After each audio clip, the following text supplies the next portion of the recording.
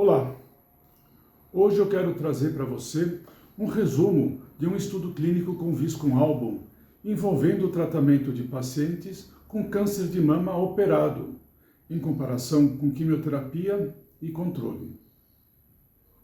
Meu nome é Daniel Magano, eu sou farmacêutico bioquímico, estudo muito essa planta maravilhosa e tenho como missão divulgar a viscoterapia para você, para médicos, profissionais da saúde e, de maneira geral, para todo mundo que tenha interesse nesse assunto.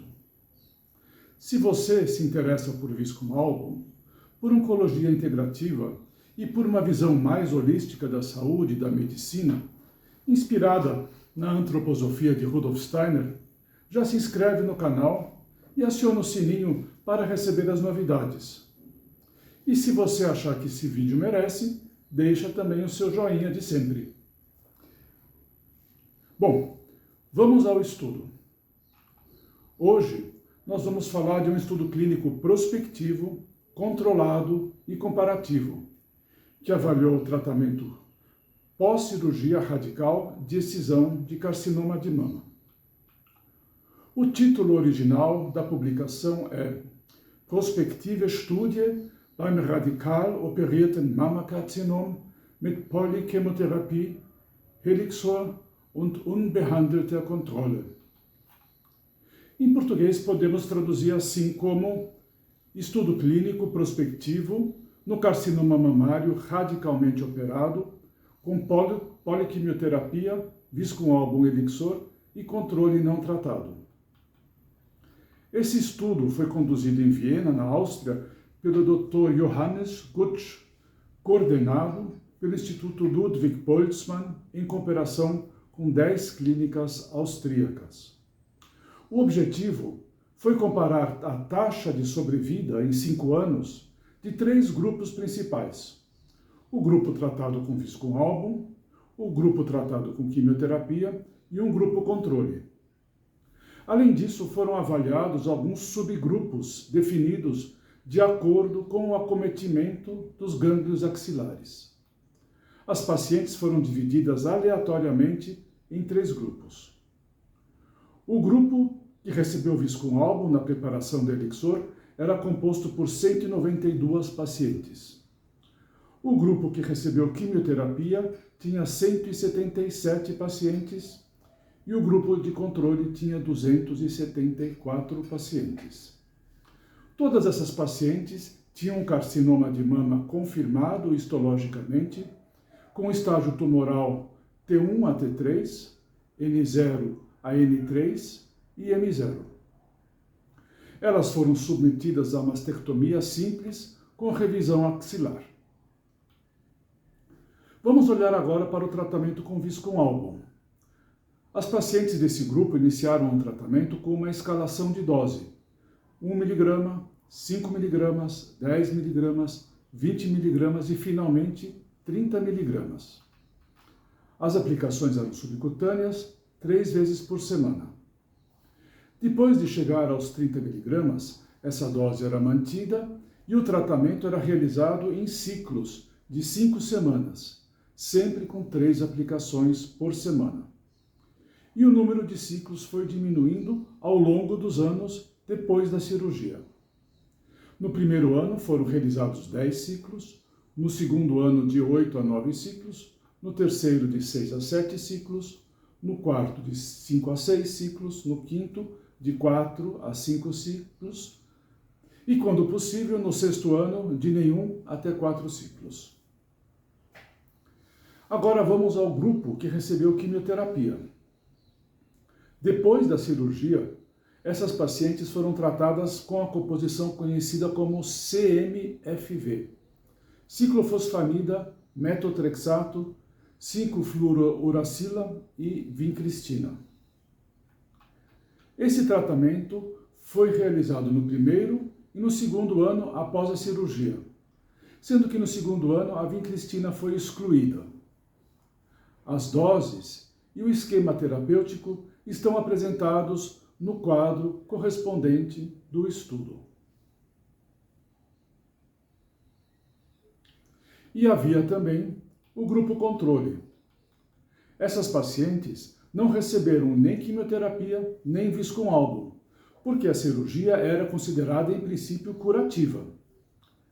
É importante observar que as pacientes dos 3 grupos poderiam receber radioterapia, a critério da respectiva equipe responsável, porque estudos prévios indicavam que isso não afetaria os resultados desse estudo.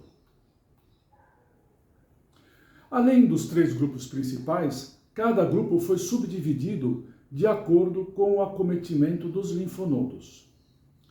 Havia um grupo sem linfonodos retirados, outro grupo com 1 a 4 linfonodos retirados e um terceiro subgrupo com mais de 4 linfonodos retirados.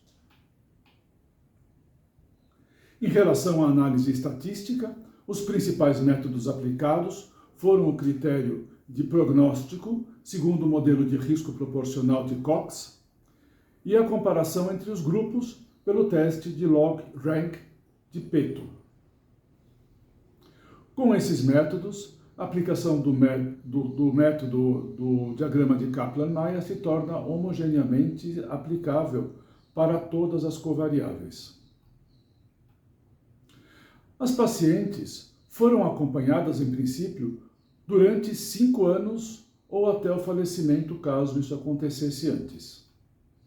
O tempo médio de seguimento foi de 80 meses e o mediano de 83 meses. E 82% das pacientes ficaram 5 anos ou mais em observação. Os resultados são apresentados em curvas de Kaplan-Meier. Vamos então aos resultados. Na comparação dos 3 grupos principais, o diagrama mostra 3 curvas. A linha escura representa o grupo que recebeu viscoalbo, Elixir. A linha clara representa o grupo que recebeu quimioterapia e a linha pontilhada, o grupo controle. E a sobrevida percentual em 5 anos foi de 69,1% para o grupo do viscoalbo, 67,7% para a quimioterapia e 59,7% para o grupo controle. As curvas de viscoalbo e da quimioterapia são, inclusive visualmente, equivalentes, sem diferença significativa entre elas. Por outro lado, cada um desses 2 grupos apresentou uma diferença significante em relação ao grupo controle. Agora vamos olhar os subgrupos. No caso das pacientes com 1 a 4 linfonodos acometidos, as taxas de sobrevida em 5 anos caíram um pouco. Os tratamentos com viscoalbo e quimioterapia não apresentaram diferenças significativas entre si, mas apresentaram diferença bem significativa em relação ao grupo controle. Agora chegamos ao subgrupo de pacientes com mais de 4 linfonodos retirados. Aqui, a curva mostra uma diferença interessante. O subgrupo tratado com viscoalbo apresentou uma taxa de sobrevida em 5 anos bem maior que os outros 2 subgrupos. A sobrevida foi de 45,5% no grupo tratado com viscoalbo. Para o grupo que foi tratado com quimioterapia foi de 39,2%. E para o grupo controle foi de 37,9%. As causas das mortes das pacientes que faleceram são apresentadas na tabela a seguir. Em primeiro lugar, o falecimento foi por causa do próprio tumor. Abaixo, na linha abaixo, algum outro tipo de tumor. Abaixo ainda, outras causas e, por último, casos em que não havia informação precisa sobre a causa da morte. Na discussão, os autores fazem vários comentários sobre o trabalho, inclusive sobre questões relacionadas à randomização, que tinha inicialmente sido planejada para esse estudo. Para quem tiver interesse, vale a pena ler a íntegra da publicação para conhecer esses detalhes. E quais foram as conclusões dos autores? Eles concluem que ocorreu um aumento de sobrevida das pacientes com tratamento pós-operatório com Viscoalbo e com CMFV, em comparação com o controle. Quando não havia acometimento de linfonodos, as curvas de Viscoalbo e quimioterapia eram equivalentes. Quando havia 1 a 4 linfonodos comprometidos, havia uma vantagem para as pacientes tratadas com Viscoalbo. E para as pacientes com mais de 4 linfonodos comprometidos, a sobrevida com Viscoalbo foi bem maior do que os outros grupos, com 45,5% em comparação com o controle, que apresentou só 37,9%. O grupo de quimioterapia ficou no meio, com 39,2%. Portanto, os dois tratamentos apresentaram resultados positivos em comparação ao controle, que recebeu somente radioterapia, assim como outros grupos também poderiam receber a critério da equipe responsável. Um ponto que precisa ser destacado é que não houve documentação sistemática dos efeitos colaterais dos tratamentos. Segundo os próprios autores, com efetividade comparável sobre o tempo de sobrevida, sem toxicidade digna de nota, a viscoterapia encontra uma relação favorável de risco-benefício. Isso é especialmente desejável para o tratamento adjuvante de longo prazo. Fecha aspas. A referência completa da publicação desse estudo está aqui embaixo, na descrição do vídeo. Vale a pena ler o trabalho completo e conhecer outros detalhes apresentados pelos autores. Agora eu gostaria de fazer um comentário pessoal sobre esse estudo. Primeiro, trata-se de um dos primeiros estudos clínicos envolvendo o Viscoalbo Elixir, que havia recentemente sido desenvolvido e registrado nos países de língua alemã. Naquela época, a maioria dos estudos de aplicação, especialmente os estudos clínicos estruturados, foram conduzidos na Áustria, onde vivia a doutora Maria Günzler, uma das idealizadoras dessa preparação Elixir, que naquele momento era inovadora. Enquanto isso, a parte técnica e farmacêutica era realizada na Alemanha, primeiro em Magdeburg e depois em Rosenfeld, onde está até hoje, sob a coordenação do Dr. Dietrich Boyer. Esses estudos foram conduzidos na segunda metade da década de 1970, período em que os critérios e as regras para os estudos clínicos eram bastante diferentes das que temos atualmente. Ainda assim, esse estudo foi conduzido com muito cuidado e muito rigor. O principal parâmetro estudado foi a sobrevida, que naquela época era o fator mais importante para qualquer tratamento de pacientes com câncer. E diferentemente da atualidade, onde o interesse seria pela atuação paralela, conjunta da viscoterapia com a intervenção oncológica, naquele momento era importante saber o quanto a viscoterapia seria comparável com os resultados da quimioterapia. E o estudo apresenta resultados bastante relevantes, que ajudaram a consolidar a eficácia, a segurança e a confiabilidade desse preparado dentro do contexto oncológico.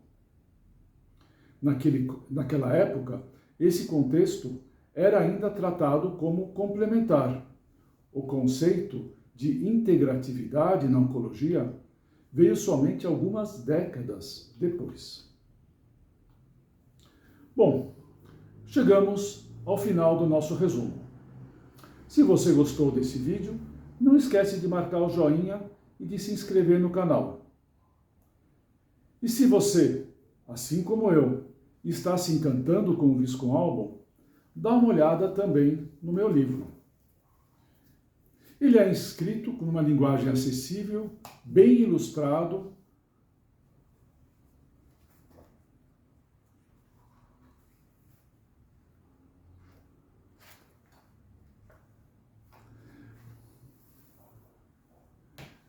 e traz muita profundidade e amplitude de informação, tanto para quem não atua diretamente na área da saúde, quanto para as pessoas que trabalham nessas profissões. O link está aqui embaixo na descrição. E se você é médica ou médico, ou profissional da saúde, também pode encontrar na descrição os links para os meus cursos de viscoálbum e viscoterapia. Foi muito bom contar com a sua companhia e com sua atenção. Eu fico por aqui. Até o próximo vídeo.